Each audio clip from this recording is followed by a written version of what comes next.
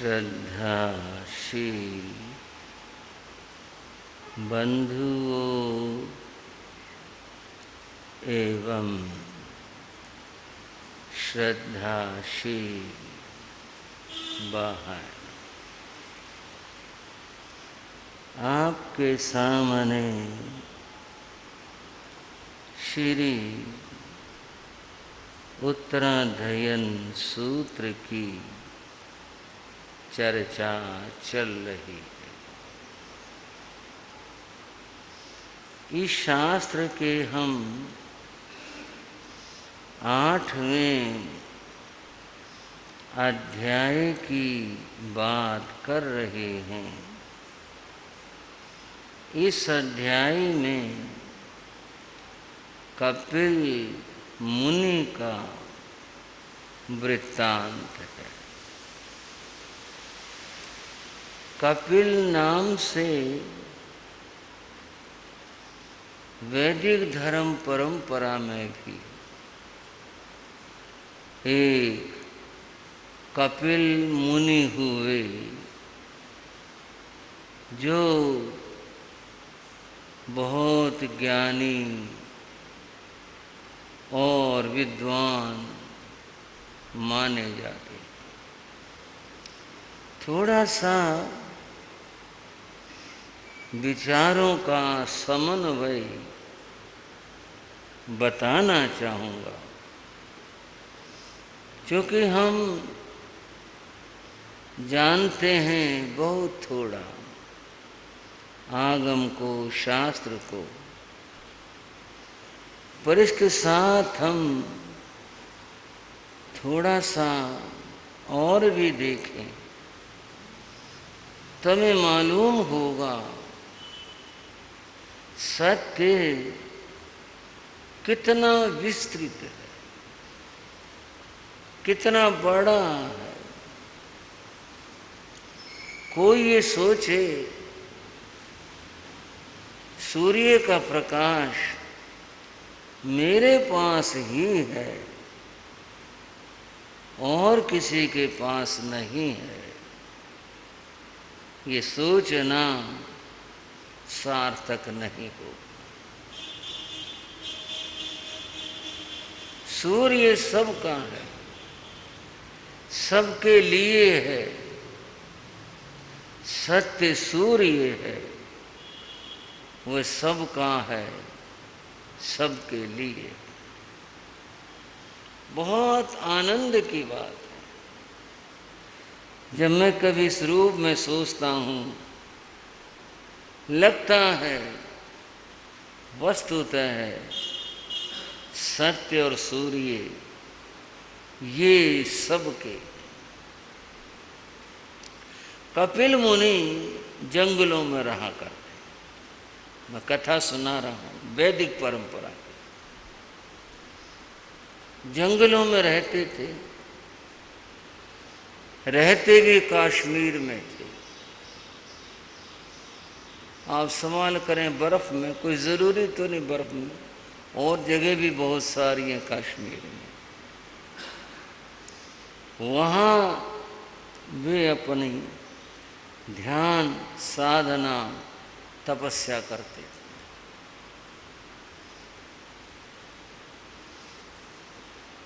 कभी कोई भूला भटका जंगल में कोई लकड़ी लेने, औषध लेने या फल की तलाश में उधर आ निकलता। उधर रास्ता तो नहीं था, वो जगह ऐसी थी बिल्कुल एकांत, पर अपनी ज़रूरत की तलाश में कोई आ निकलता। तो देखते ऋषि बैठे हुए, आंखें मूंदे ध्यान में बैठे, या और मुद्रा में भी हों, कभी हो सकता है ध्यान पूरा होगा वैसे बैठे हों। हर किसी के मन में देखने वाले के विचार आता, ये यहाँ कैसे गुजारा करते होंगे, जंगल के फल फूल खा लेते होंगे, और तो यहाँ क्या होगा। बेचारे, बेचारा कहते लोग, साधुओं को बेचारा कहते, बेचारे कैसे करते होंगे। वो बोलते भी नहीं थे, तो जो भी देखता लौट करके अपने घर गांव पड़ोस में चर्चा करता है, भाई तुम्हें पता है वहाँ फलाने जगह जंगल में एक साधु बैठते हैं, बहुत दूर ऐसे, और वहाँ देखो उनके पास तो कुटिया भी नहीं है, और तो और क्या, पता नहीं कैसे रहते होंगे। यह बात चलते चलते राजा तक पहुंच गई। राजा ने कहा, मेरे राज्य में ऐसे तपस्वी हैं, मैं तो अहोभागी हूँ, मेरी तो धरती पावन है ऐसे तपस्वी से, लेकिन वो वहाँ कैसे करते होंगे निर्वाह। मुझे उनके लिए कुछ साधन जुटाने चाहिए। उन्होंने मंत्री से कहा, मंत्री चलो उस साधु के पास चलते हैं और उनसे कहेंगे भी, बोलो तुम क्या चाहते हो, क्या ज़रूरत है, फिर अपन वैसा कर देंगे। मंत्री बोला, जी ऐसे साधु बताया नहीं करते, जो जंगल में हैं वो क्यों बताएंगे, क्या पता बोले ना। ये भी बात ठीक है तुम्हारी, तो क्या करें। बोले ऐसा है, सारी सामग्रियां गाड़ियों में भरवा करके साथ ले चलो, एक तो उनकी कुटी बनवा दो, वो इशारा करे वहाँ बनवा दो, वो कहीं और कहीं इशारा करे वहाँ बनवा दो, ठीक है। इसके लिए तो एक दो गाड़ी सामान की भरवाओ जिससे कुटी बन जाए। सामान कितना लगना है कुटिया बनाने में, और कुछ बर्तन ले चलो जिनमें खाने का सामान रखा जा सके, वो ऐसा जो खराब ना हो, वो उनके पास रख देंगे तो वो अपने खाते रहेंगे, फिर आप पहुंचाते रहना।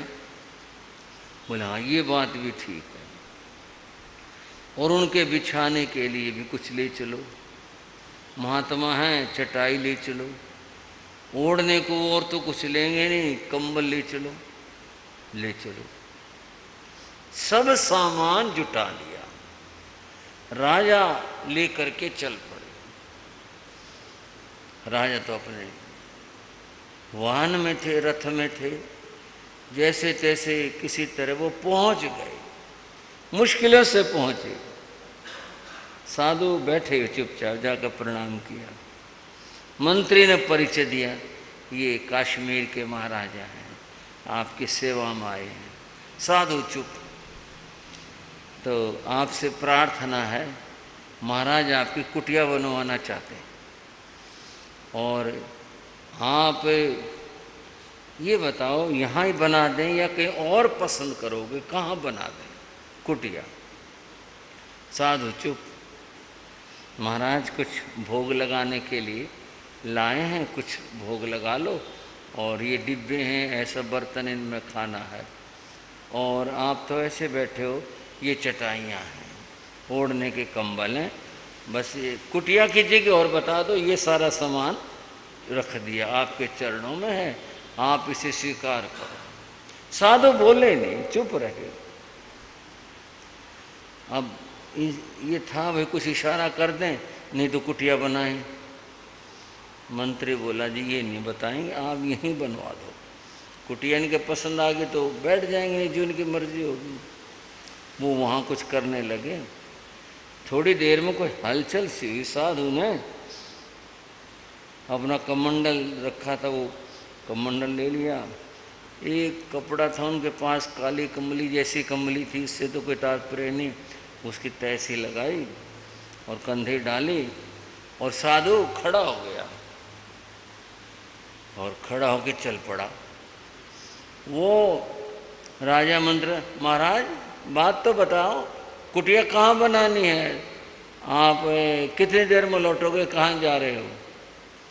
थोड़ी दूर जाकर पीछे मुड़ के देखा, बोले ये तो मैं छोड़ के आया था, दोबारा नहीं लेता, और कह के चलते बने। ये तो मैं, हाँ जी, पश्चिम बिहार वालों, ये तो मैं छोड़ के आया था, ये मैं दोबारा नहीं लेता, कह के चलते बने, पता ही नहीं कहाँ गए। राजा बोला जी आप रह जाओ, बिना सम्मान के रह जाओ, मेरे राज में रह जाओ, आप कहीं ना जाओ। उसने नहीं मुड़ के देखा, चलते बने, पता ही नहीं कहाँ गए। कपिल मुनि की ऐसी मधुर कथा है। हम भी कपिल मुनि की बात कर रहे हैं, उत्तराधीन सूत्र वर्णना। ये कपिल और है, वो कपिल और है, पर इन कपिल मुनियों की चाहे ये हो और चाहे वो हो, इनकी बात कितनी अद्भुत है।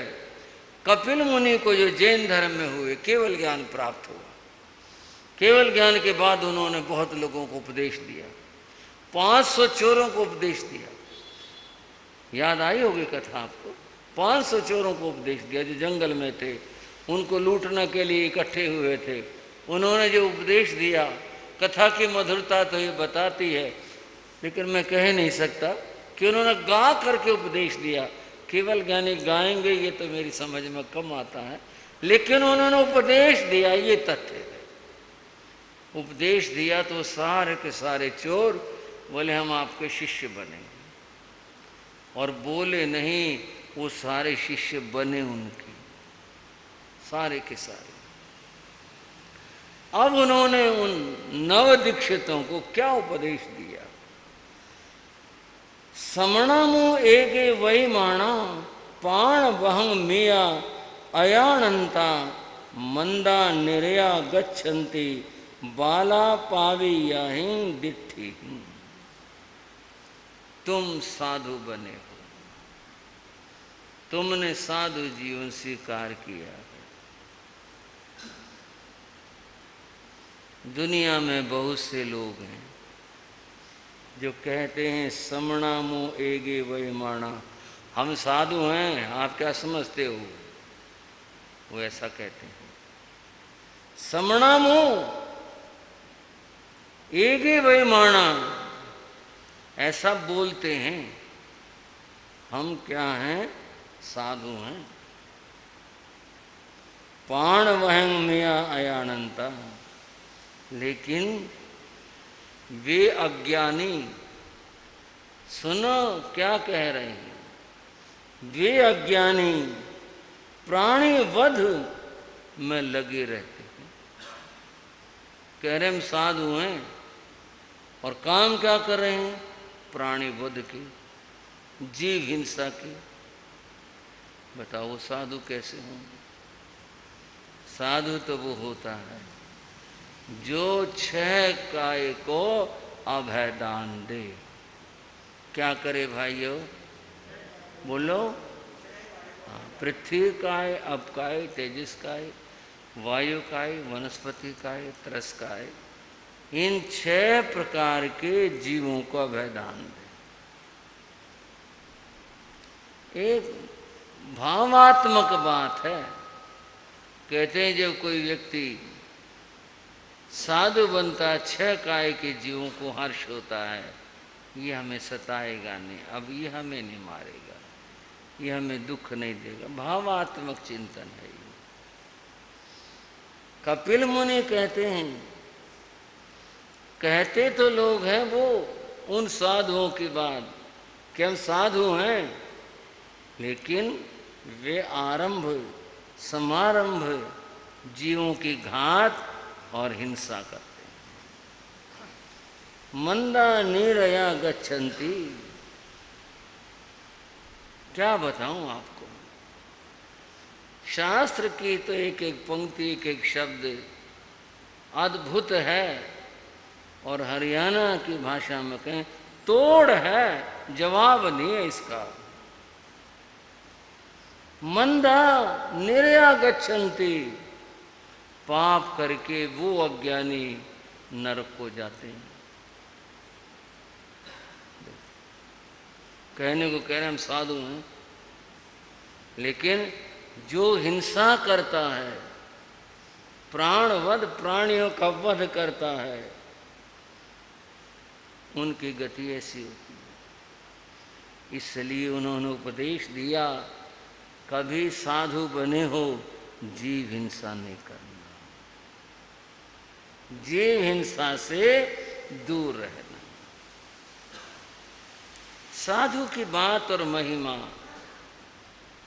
सबने गाई कही, और गाई कही नहीं, बहुत हुए और हैं जो सत्य में साधुता को जीते थे, यथार्थ में।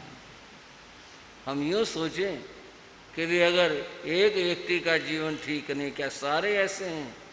ऐसा नहीं। और ऐसा भी नहीं कह रहे कि भी नहीं ये सारे जिसने अपना आप को साधु कहला लिया। यहाँ जैन अजैन का प्रश्न नहीं है, शब्द साधु है, कोई भी हो कि वे हम तो अब ठेकेदार हो गए, हम तो साधु हो गए, हमारी क्या बात है, ऐसा नहीं है। यहाँ तो अद्भुत बात कह दी, मंदा वो अज्ञानी है, मंद है, मंदमती हैं जो जीव हिंसा करते हैं। साधु का जीवन किस प्रकार का होता है कपिल मुनि बता रहे हैं, वो नव दीक्षितों को बता रहे हैं। साधु कभी दंड समारंभ न करे। क्या न करे? क्या बोला मैंने? दंड समारंभ न करे। परिक्रमा तीहिं दंडेहिं, मन दंडेन, वय दंडेन, काय दंडेन। 3 दंड होते हैं। दंड से मतलब यहाँ लकड़ी लाठी वाला डंडा नहीं है, वो नहीं है। तो यहाँ दंड से मतलब क्या है? जिसके द्वारा सजा दी जाती है, दूसरे को दुख दिया जाता है, वो दंड है। तो वो लकड़ी तो फिर ठीक होगी, लकड़ी अपनी जगह है, यहाँ दंड का अर्थ कुछ और है।